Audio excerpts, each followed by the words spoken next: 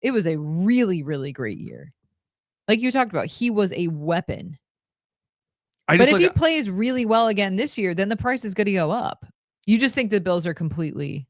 You're right, but not for the Bills. It's not going to go up.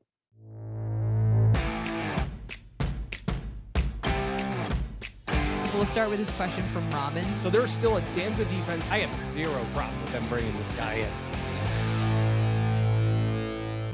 Welcome back to the Buffalo Plus YouTube channel presented by Connors and Ferris, Mike Catalana, Dan Fetes. I am Jenna Cottrell. Please be sure to like, comment, subscribe, and share. And welcome to our latest episode of You Ask, We Answer, presented by Stellar Roofing, Windows, and Siding. All right, we got a lot of great questions to get to today. Going to talk a little bit.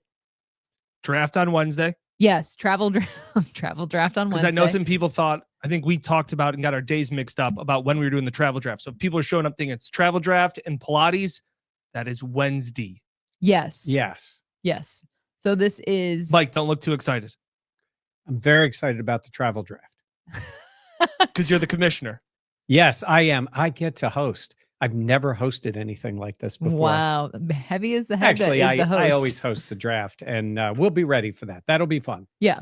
And Jenna has the first pick, as we mentioned before. Yes. We'll get into all that. But Okay. first today, we're doing You Ask, We Answer, presented by Stellar Roofing, Windows, and Siding. All right, so we're going to talk a little bit about the defense, the D-line specifically, James Cook, Curtis Samuel, the Bills 2023 team, Bills 2024 team. We're going to talk about it all. But first off, I wanted to start with kind of more the defensive side of the ball, because last week we talked about the offense. And I think these two questions kind of coincide with one another. First one from Josh Martin, 1482. How did the Bills keep all their D-line knowing they have two guys suspended? Will AJ be the odd man out? And going off of that, Trace Talks Buffalo asks, what's your opinion on trading AJ Epinesa before the season? So kind of two questions in one. But what do you make of that D-line with the two guys suspended? And where does AJ Epinesa fit into this mix? Well, I think it's fascinating with waiting for the two guys to come back after 6 weeks. And I know a lot of people have looked at the positive of that. They're like, oh, great. It's like these guys are just showing up. But you have to have roster spots. You have to have people ready to play. And then you have to make major decisions. Two guys that you expect from signing them in off season are not only on the roster, they're on the active roster. So I do think that impacts it. And I look at a guy like AJ, potentially could be an odd man out. I don't think they sit there and go, well, hang on, we got too many guys. Let's trade AJ Epinesa. We're going to get all this from him. Dan, I look at it and say, if it gets to that point, they might look to recoup something in a deal for a player like AJ. Yeah. I think he has been a good football player, but at this point, you're looking to bring in players or draft players over him. And I think it will be difficult for him to have a major role on this team if these players perform like the Bills hope they do. I think this is weird to say, trying to compartmentalize it. I think AJ benefits from the suspensions because I think there's no way they get to the question of, is he the odd man out before the season? I don't see how you can move on from him knowing that you're going to go through training camp, and that's going to be the tough scenario for McDermott and Babbage, is to balance getting those guys, Ogunjobi as well as Hoyt, caught up in the system and to get them up to speed, and then also preparing for 6 weeks without them. So AJ is going to get playing time those first 6 weeks strictly because of numbers. They have a lot of guys now. They know full well that they're going to be without two of them for a third of the season. So I think AJ benefits from those guys being suspended because he's going to get time, seemingly. I mean, unless Jackson overtakes him and some of the other guys like Javon Solomon shows a lot. Yeah. Right. So, but that would be the thing that would allow them to make a move, because cut downs are going to be tough, or trades at the deadline, to Jenna's point in the question. It would have to be that. It would have to be like Solomon has stepped up. Right. And the new kid Jackson is going to play. Yeah. Because you brought in somebody and you paid Greg Rousseau. So in terms of pass rushers. Yeah. I do think it does serve AJ well for the suspensions, though, because you talk about Landon Jackson coming in. Obviously, he's a rookie. He's got to learn the defense. Javon Solomon, what kind of jump can we expect from him as he has another year with the Bills? But I think for him, the Bills trust AJ and I think they know what they are going to get out of him. Like, you know where the floor is. You also know where the ceiling is. And so for them, I could see a situation where after that suspension is done, do they try to trade him? But what would the trade market look like for a guy like that? We always talk about trust a lot with Josh and who he throws the ball to, and that quarterback wide receiver dynamic. It's also big with defensive players and coaches. Like, they have to trust you. And sometimes the devil you know is better than the devil you don't. And so you kind of know the range that you're getting with AJ Epinesa. I'm not saying it is good, but you know what the range is. It's not stellar. It's not stellar, roofing, windows, and siding. Yeah. But it's the fact of, hey, I think he's going to benefit because they know to what level they can put him out there. Yeah. So you're going to get the benefit unless these guys blow it away in training camp. And also, 6 weeks into a season, that has made me nervous the whole time. Just open beverage. So we've never spilled in here before. Exactly. Never spilled. Put it on the ground. Never. 6 weeks into a season, Mhm. there could be injuries. You don't know how it goes. It's just different to add players to the active roster at that point. So it's a plus. Yeah. Because you will have your lineup going, and then you're going to say, oh, where do these guys fit in? Yeah. And putting them on the roster. So, and isn't it the bye is 7 Week 7. right? So it's 6 weeks. They can start practicing after 4, Mhm. and then they'll get another week, and then they would be there. So everybody likes AJ. He has been a good football player for them, but they have drafted over him now, and we're signed over him. Multiple So times. let's see how it plays out. Yeah. Bills, Braves, Phillies, PED suspensions. There we go. There we go. That's what's happened. Pleasure doing business. Left-handed reliever for the Phillies too. Yep. Hurts. Yeah. All right. We're It's gonna weight loss. Please. All right, we're going to go to the offense. But before we do, want to remind everyone you can find the Buffalo Plus audio podcast available wherever you listen to your podcasts. Again, it's named Buffalo Plus. If Dave is listening, we know Yeah, he's a Dave. huge fan of the audio Shout out for Dave. podcast. Dave and I at the gym this morning did basically a short podcast in the locker room. I hope the other guys around enjoyed it because they heard it. But we had yes, one at the baptism on Sunday with With the Father priest. Mike. With Father Mike. Father big-time Mike is a subscriber. Buffalo Plus He fan. likes, comments, and subscribes. That's Nice. awesome. All right, let's go to the offense. So Tim Ispero, 30. I guarantee you butchered that name.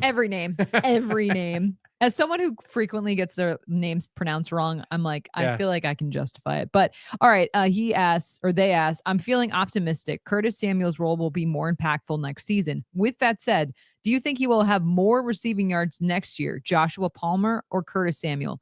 Side note, I'll be curious where the Carolina game fits into your travel draft. Bills Mafia will be ready in Charlotte. Ooh. Well, half of Buffalo's already moved to North I Carolina. know. It is Correct. wild how That's many right. people People from have done Western that. New York. Yeah. Listen, I'll start only because I was on Team Curtis Samuel last year. That's true. He Yeah. had been a successful player in the league. I will say I was encouraged at the end and even in the playoffs. He made a big 4th down play in the Chiefs game. He looked a little different.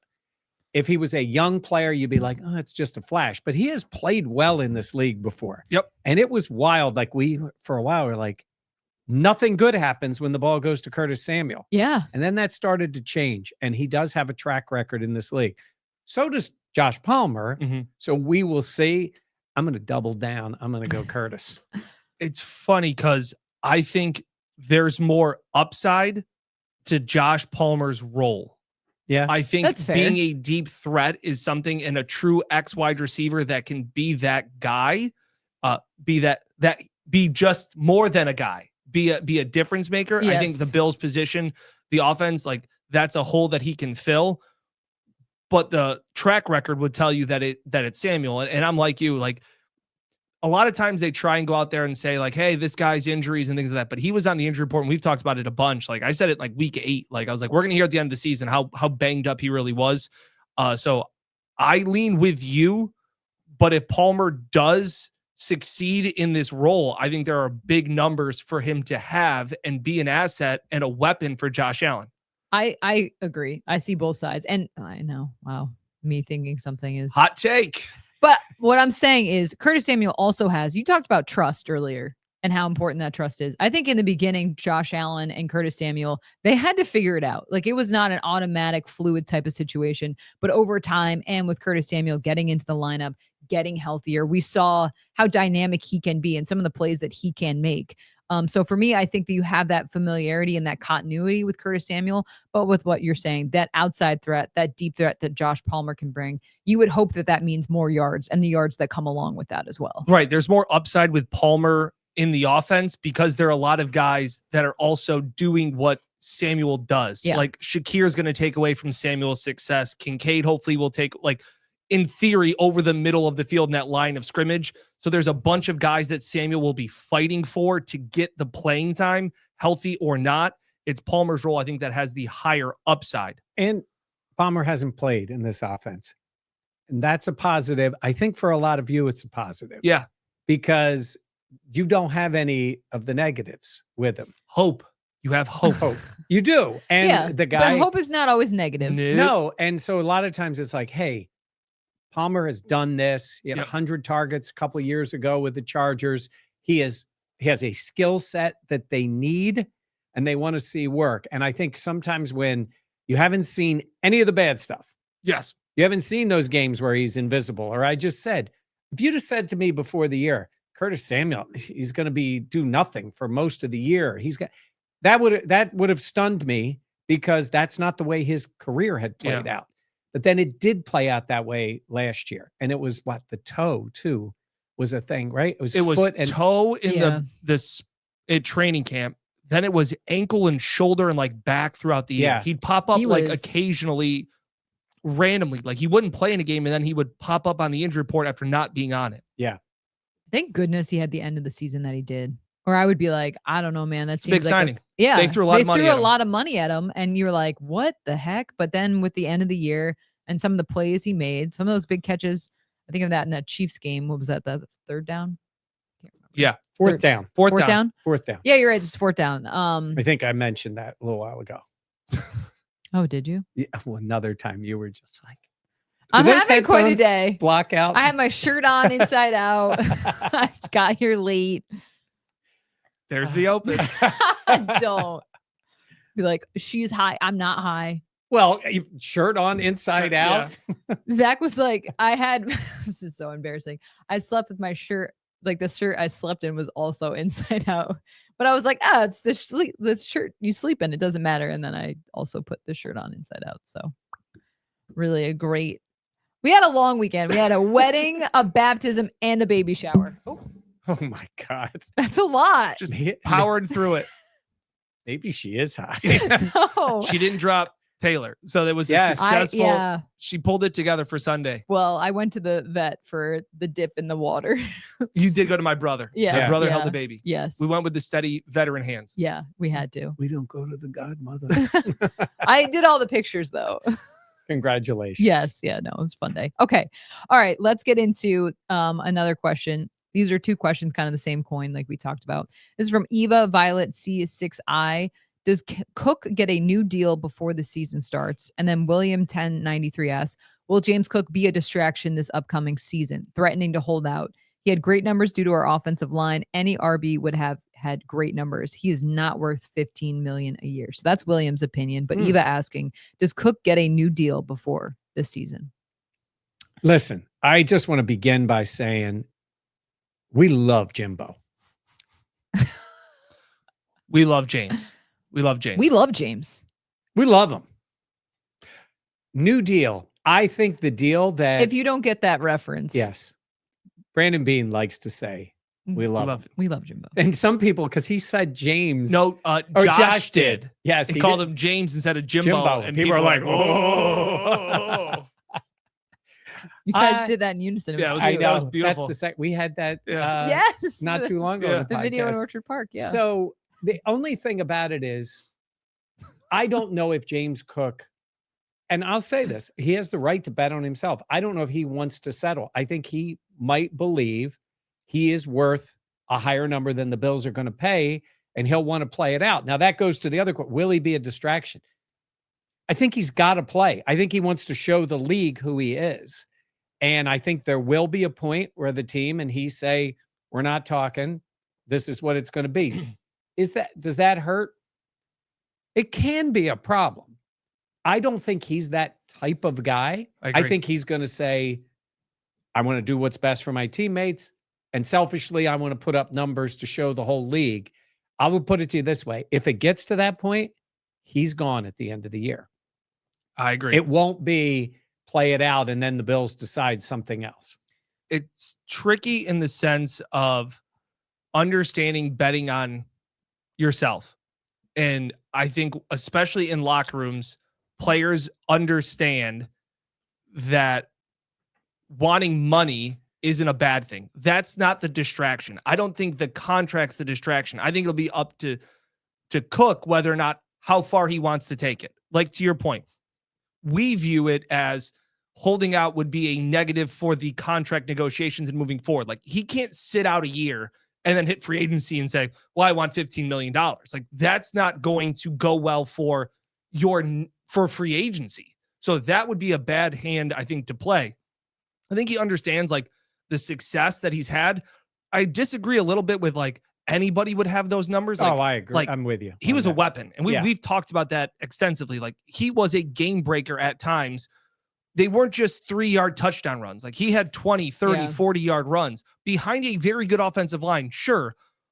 But his play himself. And the play in the Chiefs game, he's the only guy. Yeah. Unbelievable. Outside of Josh Allen, he's the only guy on that roster, I think, that's making that play. Yeah. As talented as other guys are, that play, and that was not a long play. It was a very short, but a very important fourth down play. Now, he's got all those things. But, Jenna, the idea is if you're him, you have to say to yourself, I'm worth this. I don't think the Bills' thoughts on the money are going to change dramatically before the season. They have a number that they probably feel works for them. What do you think, 12? I don't know. I shouldn't say I think I know the number, but like it's so tough to think about. It's not just what you think about the player. I think it's what you value the position. Yeah. Yes. Absolutely. And that's where it's like re-signing Ty Johnson and the role that he has. And if they don't view James as a 3-down back by making that move to bring Ty back, like you're saying, like he's going to be our 3rd down guy. Like I don't see that being a fundamental change in their philosophy and their scheme on the offense. I am curious because Sean McDermott has talked about how competitive that running back room is. Obviously, James Cook got a ton of carries, but also goal line carries. It felt like they went to Ray Davis a lot. Do you expect to see like maybe things crop up if James Cook doesn't feel like he's getting the ball enough? Or do you think that could lead to the possibility of there being some friction? Because we've talked about Ty Johnson being their 3rd down back and James Cook maybe saying, hey, I want the ball more. I think they all want the ball more. And when it comes to like that and like to the question of like a distraction, like winning cures a lot. I agree. But when you're in a different situation in a contract year, though. You want to win, but selfishly, you want the numbers too. Yeah, and he should feel that way. Yeah. And I think all things being equal, he'd want to stay in Buffalo. It's a good situation for him. But they aren't giving him the opportunity. They don't look at him as all those snaps, the 3-down back. I would think James Cook probably feels like he can be that guy. That's literally the heart of what I'm asking. Right. And so actually, no, I'm wondering if that's why I think if it doesn't get settled early, where it's like, he comes down a little, the Bills give him a little more here, add some incentives, and then he signs. I think James Cook, and he rightfully is, he's a confident player who believes he can be one of those guys. It just plays out.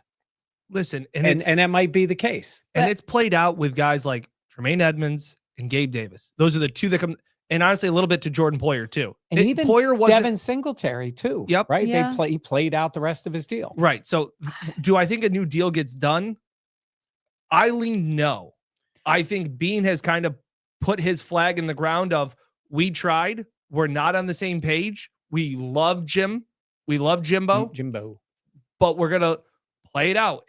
If there's a fundamental change at some point, maybe that's a discussion, but I don't think they made a lot of talks and times of, hey, we're working on getting extensions done. And that extension didn't get done. And I think you then have to shift your mindset. I'm not saying it's on the last burner, but it's on a back burner of, hey, we got to do this. We got to get the team ready. These are the guys we have, and we need to move forward. And kind of that seems like whenever the contract situation does get done, if it does get done, that seems like a future being problem. And your focus now is on the season. Like, they had months to figure this out. They haven't figured it out. I hearing all those names that you said before, like James Cook, though, is arguably, not even arguably, he's undeniably the best player of that group. He has been the most impactful guy. I mean, Tremaine Edmonds. He had a really good year last year. I'm not denying it was a really, really great year. Like you talked about, he was a weapon. But if he plays really well again this year, then the price is going to go up. You just think the Bills are completely. You're right, but not for the Bills. It's not going to go up. Yep. Because I think to Dan's point, this is what they want to pay the position. And the other thing is they will feel like they can find it, maybe not to this level of talent, and they want it to work. And they probably, ideally for the Bills, they want him to come back. Now, he does get a raise this year on the enhanced performance clause that it is. It's not guaranteed money. It's a weird thing the way they do it, but it's an automatic, all of those guys got that. So he's making about $5 million this year. Yeah. It's $5 million. It's so true. It depends on the Bills' philosophy. And I could agree with you guys of them being like, look, we just don't value the position and to pay for a premium guy. But I would push back a little bit and just say, like, it's hard because it's been one season. But you just saw the development and where he took his game, that it would be really nice for Josh Allen to have another dynamic, lethal guy that can also be your changeup if the passing game is not running the way it should. I guess just look at it because he commented too about Derrick Henry. Yeah.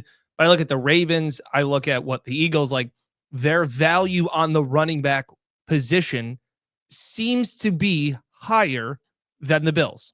I agree with that. Those guys were 2,000-yard guys, or Henry was close to it. Cook needed it in week 18 to get to 1,000. Yep. Very good player, 40-some-odd% of the snaps. Yep. To the point where it may be with the Dallas Cowboys next year, and they pay him like an every down back, that they decide to do it. Good for him if that's how it works out. We say all this. I guess it could happen. I don't see anything happening before the season. And I the mandatory camp's going to come up.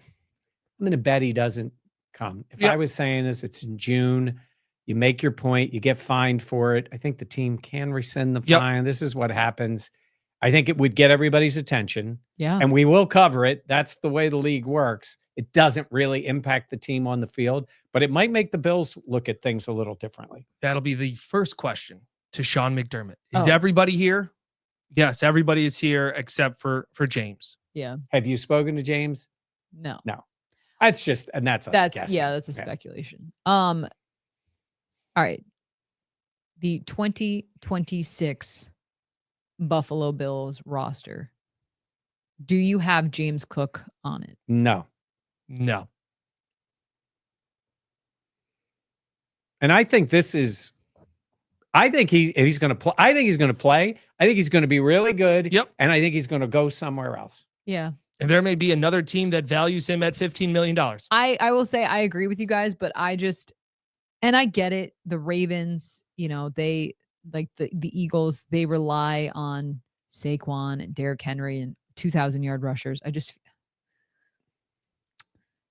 don't want the Bills to handicap and have Josh Allen. I'm with you. I know, I agree, but I think you're right. I agree that I don't expect him to be on the roster next season. On the plus side, we only have about 2 more months to talk about this. Yes. Yeah, I know, right? All right, well, let's talk about the other question. Well, the other quick thing on that would be, if he plays this year, you have him and his backups and all that for this year.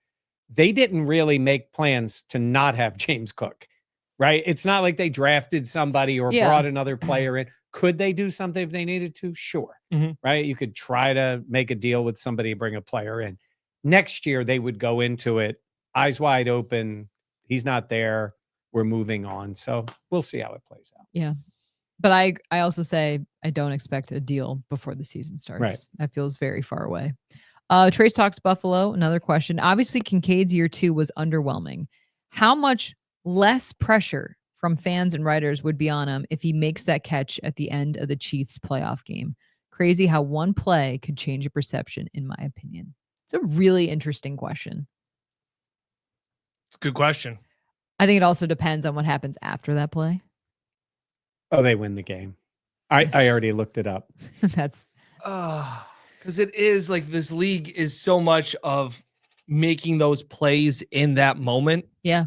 And you can justify. Did you say sports? Yeah. And you could justify, you could talk yourself into a whole bunch of numbers and analytics and all these things and say, well, he made the play when it mattered most. I think I'd still be saying the same tune because I'd still look at the whole body of work and the whole body of 2 years. And like we talked about in the last one, like what is the game that he took over? That catch would have been a game changer, but it wouldn't have been the game that he has taken over. That's the big thing that I'm waiting for this year is for the game that Kincaid, and you sit there and say, there's the mismatch. There's the game that they couldn't cover Kincaid. So it would have definitely changed the narrative. It would have taken some of the stink off of the season, but I don't think it would have masked all of the development or lack thereof and progression that we were hoping to see. It would have given him his signature moment. So we just talked about Curtis Samuel on the 4th down play, James Cook on the 1-yard run. All those plays stick in our heads, right?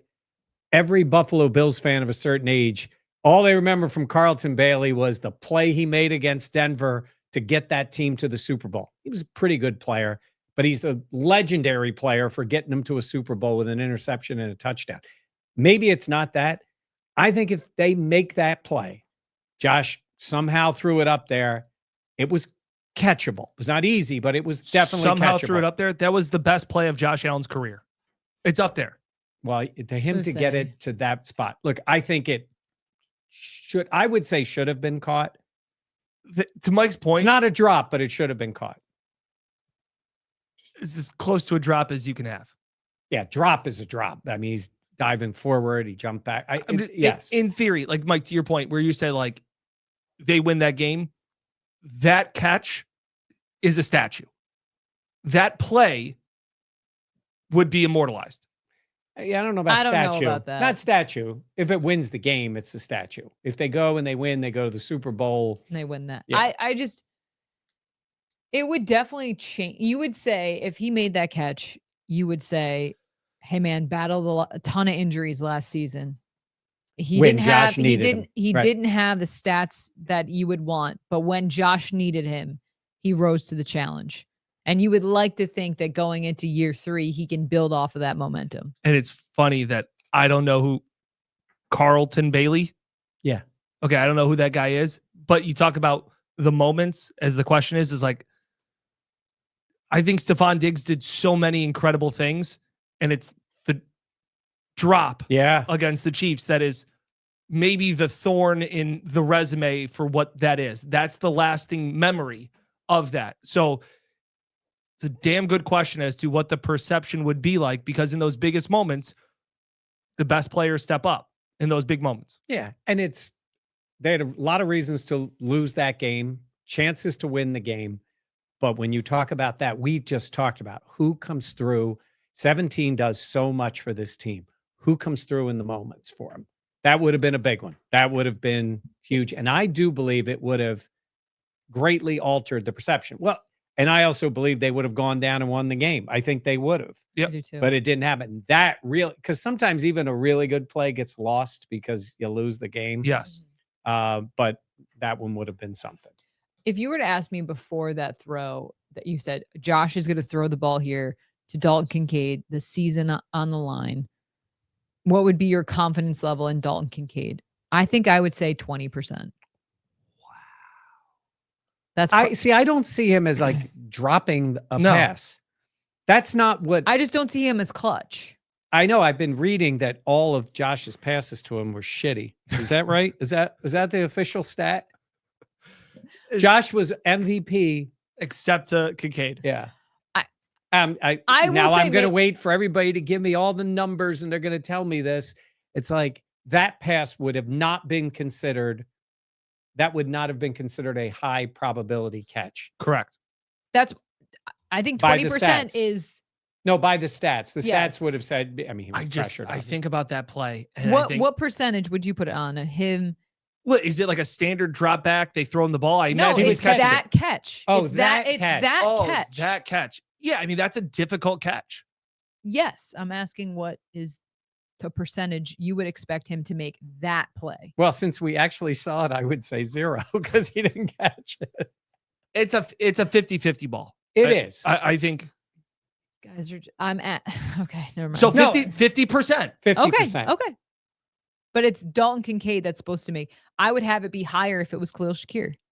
I would say 60-40. Yes. I'd say 70-30. I almost said 70-40. 71-29. But if it's that play for Josh, play and it's Dalton Kincaid having to make that catch, I know it was 0%. He didn't make it. But what would be your confidence? So annoying. Put your shirt on the right way. In the comments, if you understand the question prompt, let me know. I don't think they do. Let me know. Lowest ceiling. Can you give me an answer for the love of? I think in terms about of you're saying is who do you trust the most to make that catch? No, Shakir? I'm asking you. If you saw that play and someone said, hey, it's going to be Dalton Kincaid that has to catch that ball, what would be your confidence level in him? I would have had it about 50%. Wow. Okay. Yeah. I mean, he didn't drop a lot of passes during the year, but he wasn't asked to make those kind of plays. Actually, I might have more faith in Dawson Knox. I would have more Dawson faith. Comes up with some plays. I agree.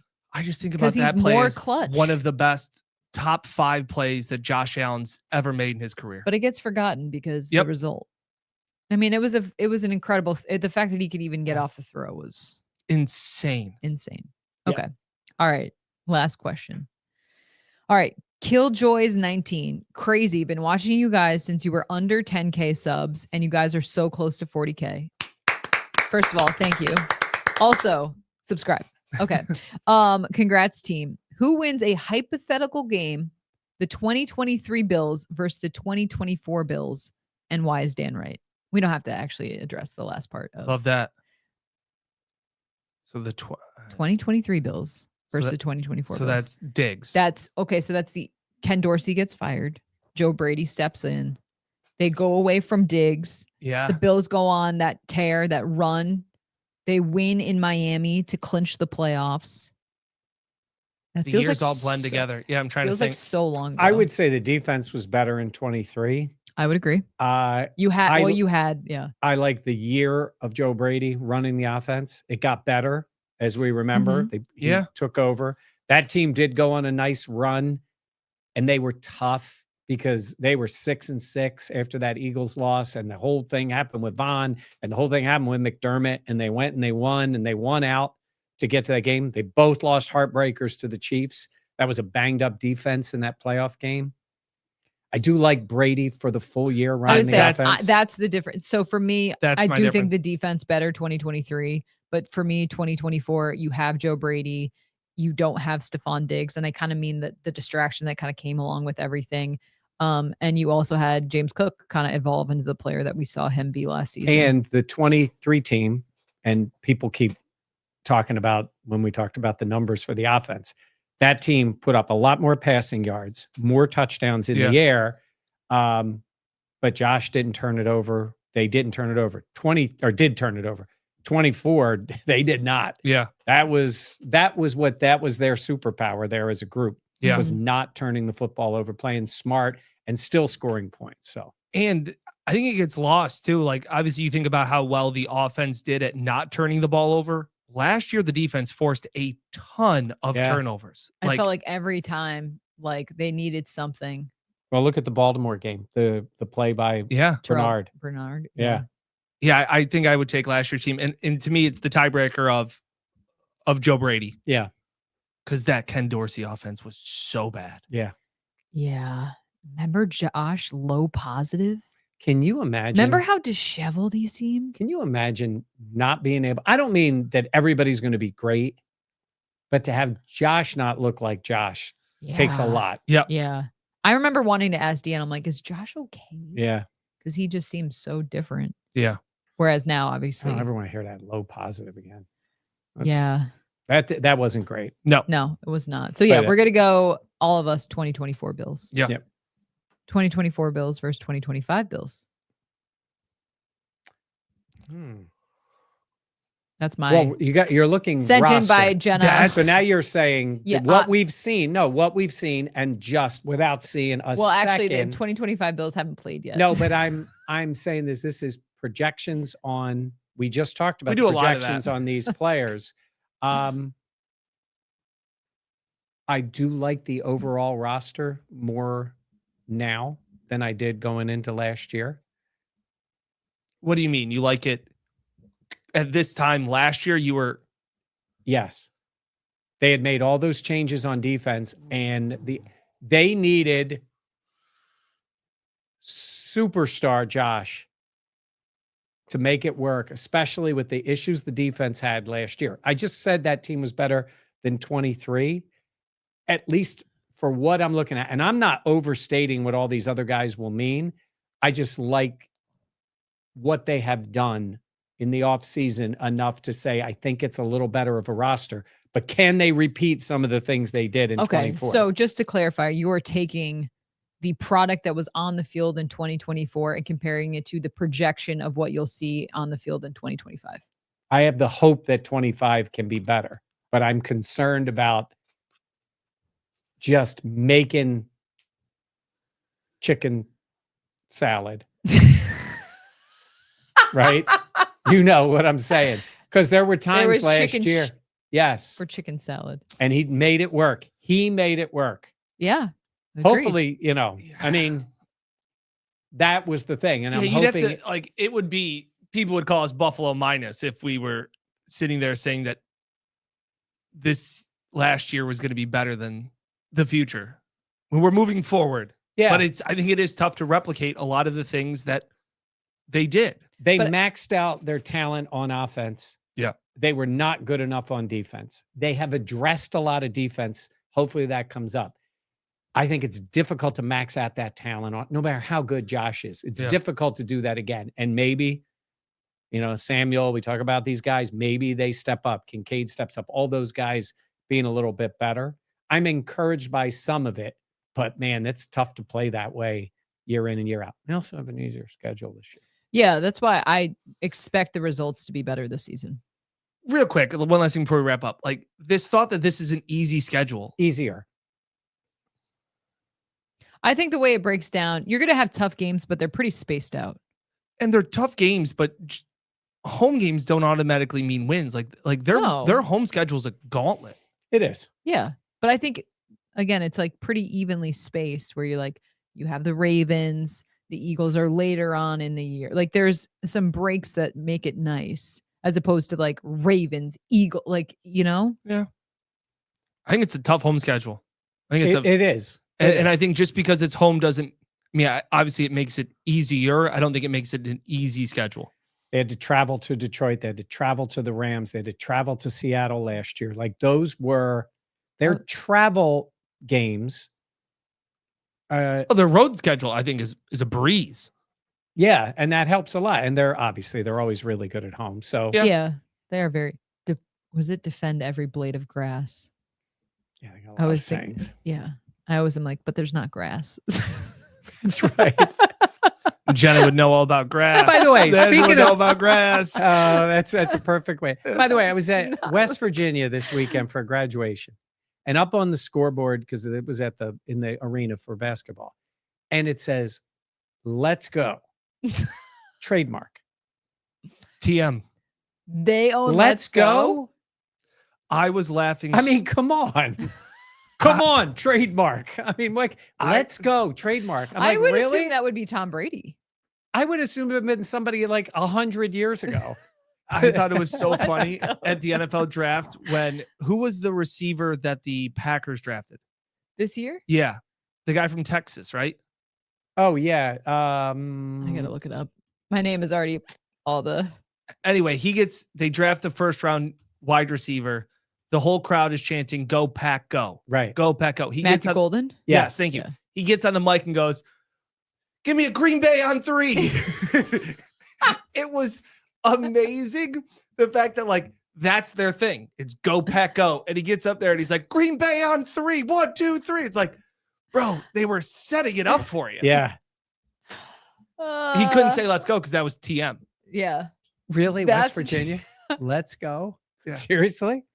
I don't know. It said it, but it's right up on the scoreboard. That does not. I'm gonna look that up. There's no way they have that trademarked.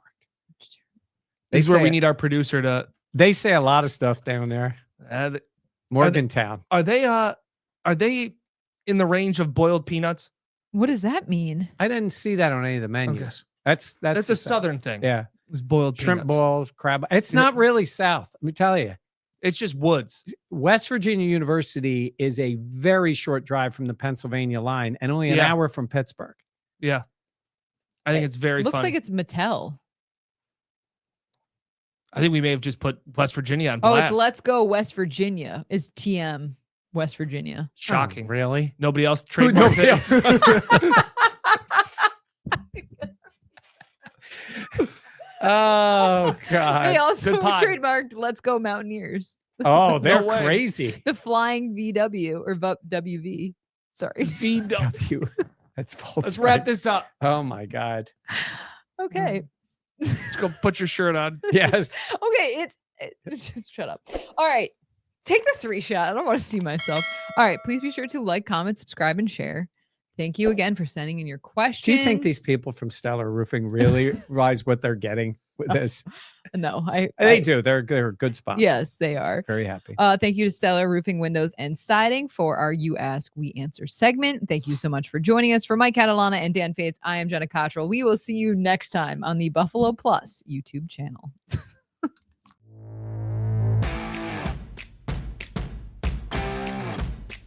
We'll start with this question from Robin. So there's still a damn good defense. I have zero problem with them bringing this guy in.